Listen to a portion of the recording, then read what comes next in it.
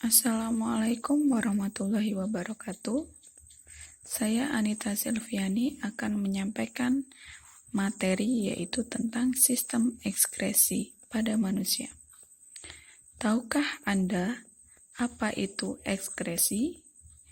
Ekskresi artinya pengeluaran limbah hasil metabolisme pada organisme hidup. Nah, di sini ada beberapa organ yang berperan dalam sistem ekskresi pada manusia. Yang pertama ada ginjal, kedua kulit, ketiga paru-paru, dan yang keempat ada hati. Yang pertama kita akan bahas yaitu ginjal. Ginjal itu merupakan alat pengeluaran utama pada manusia, yang hasil dari penyaringan di ginjal itu berupa urin. Ginjal itu terdapat di bagian pinggang dan berbentuk seperti kacang merah, berwarna keunguan dan berjumlah 2 buah.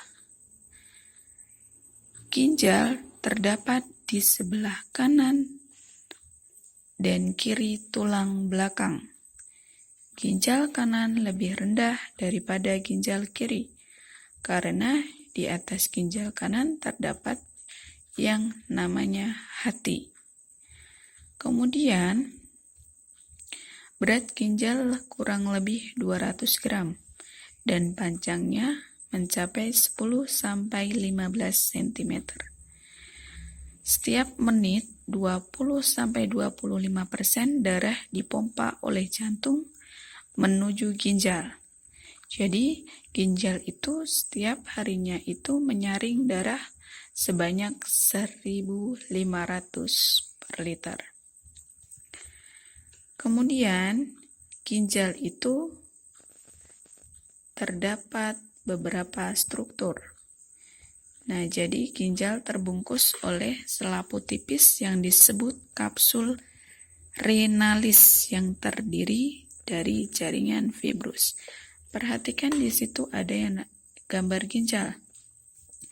Ginjal terbagi menjadi 3 bagian. Yang pertama ada kulit ginjal atau yang disebut dengan korteks. Kulit ginjal adalah bagian ginjal yang paling luar, sedangkan sumsum ginjal atau yang disebut dengan medula merupakan tempat berkumpulnya pembuluh darah kapiler dari kapsul Bowman. Yang ketiga ada rongga ginjal. Nah, rongga ginjal ini merupakan tempat menampungnya urin.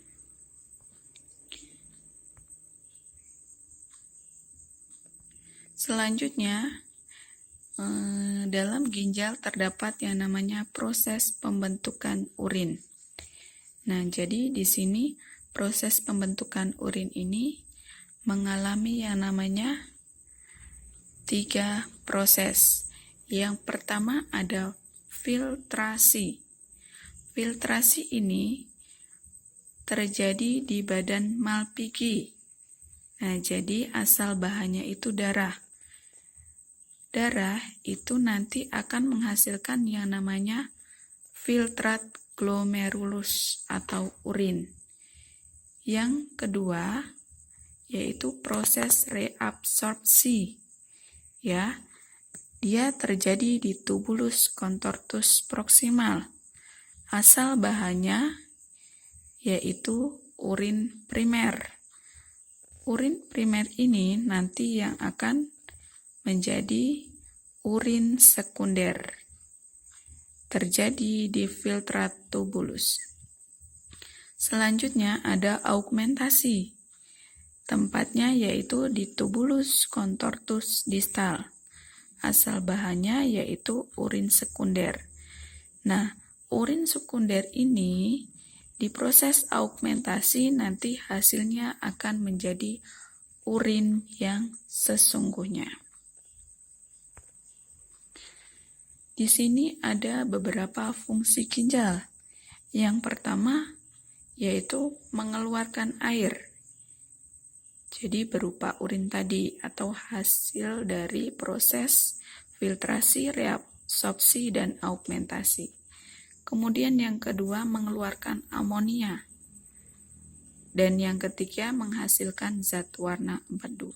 Nah, biasanya kan di air kencing kalian itu ada yang berwarna putih jernih, ada yang berwarna kuning pekat, kemudian juga ada yang oranye. Nah, itu hasil dari proses-proses tadi. Selanjutnya, yang kedua ada yang namanya kulit. Nah, kulit ini juga merupakan organ ekskresi pada manusia. Kulit merupakan lapisan tipis yang menutupi dan melindungi seluruh permukaan tubuh. Di sini, susunan kulit itu terbagi atau tersusun menjadi 3 lapisan. Yang pertama ada epidermis, ya. Epidermis atau lapisan kulit luar atau kulit air, ari. Di sini epidermis terdiri dari 2 lapisan, yaitu lapisan tanduk dan lapisan Malpighi. Lapisan tanduk merupakan lapisan yang terletak paling luar dan tersusun dari sel-sel mati dan selalu mengelupas. Contohnya kayak pergantian kulit. Kemudian yang kedua lapisan Malpighi terletak di bawah lapisan tanduk dan terdiri atas sel-sel yang hidup. Nah, biasanya kalau lapisan Malpighi ini dia mengandung pigmen, ya, pigmen melanin namanya. Dia biasanya berfungsi memberi warna pada kulit. Selanjutnya ada dermis. Dermis ini biasanya terletak di bawah epidermis. Nah, di sini lapisan mengandung akar rambut, pembuluh darah, dan kelenjar saraf. Kemudian kelenjar yang terdapat dalam lapisan ini adalah kelenjar keringat, kemudian ada juga kelenjar minyak. Selanjutnya ada hipodermis. Hipodermis terletak di bawah dermis. Nah, biasanya lapisan hipodermis ini juga banyak mengandung lemak. Lemaknya ini berfungsi sebagai cadangan makanan, pelindung tubuh terhadap benturan, dan menahan panas tubuh. Fungsi kulit. Nah, jadi ada fungsi juga ya kulit kita itu. Yang pertama yaitu sebagai pelindung tubuh. Pelindung tubuh dari benturan, kemudian dari panasnya matahari. Yang kedua ada indera praba, ya. Macam-macam indera itu ada beberapa ya. Ada indera perasa, ada indera pendengar.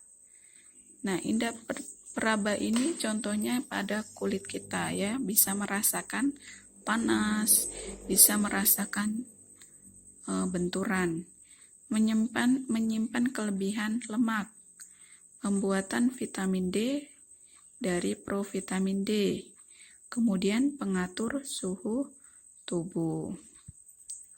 Ya, pengatur suhu tubuh itu tadi udah Ibu jelasin di bagian hipodermis atau lapisan di bawah lapisan dermis. Selanjutnya ada paru-paru. Ya, jadi paru-paru. Tugas utama paru-paru adalah mengeluarkan zat sisa yang berbentuk gas, misalnya CO2 dan uap air. Sebagai bukti bahwa udara pernapasan mengandung air adalah dengan cara meniup kaca atau cermin. Pasti kalian sering ya ketika berkaca kalian bermain, meniupkan udara kalian ke kaca. Nah, kaca atau cermin yang ditiup akan menjadi buram oleh titik-titik air. Kenapa? Karena bukti yang menunjukkan bahwa udara pernapasan banyak mengandung karbon dioksida atau CO2 adalah dengan meniupkan udara pernapasan melalui pipa pada air kapur. Nanti air kapurnya akan menjadi keruh. Selanjutnya ada bagian paru-paru. Bagian paru-paru yaitu ada pleura, bronkus, bronchiolus, dan alveolus. Selanjutnya ada fungsi paru-paru, pelindung organ lain, ciliaris exhalator, alat respirasi atau yang disebut juga dengan pernapasan, kemudian ada pengendali pH darah. Next ada hati.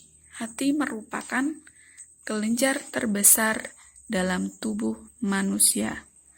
Terletak dalam rongga perut sebelah kanan, tepatnya di bawah diafragma dan berwarna kecoklatan. Jadi, selama ini kalian salah kalau kalian bilang sakit hati itu menunjukkan di bagian dada. Salah. Kenapa? Karena tadi hati itu terletak dalam rongga perut sebelah kanan. Jadi di atas ginjal, ya. Kemudian pada orang dewasa berat hati itu mencapai 2 kg. Fungsi hati. Fungsi hati itu ada 3 macam, yaitu mengatur kadar gula dalam darah, menawarkan racun, membentuk provitamin, dan fibrinogen.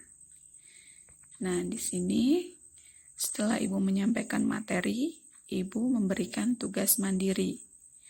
Ada 3, silakan kalian kerjakan. Cukup sekian materi dari Ibu. Ibu akhiri. Assalamualaikum warahmatullahi wabarakatuh.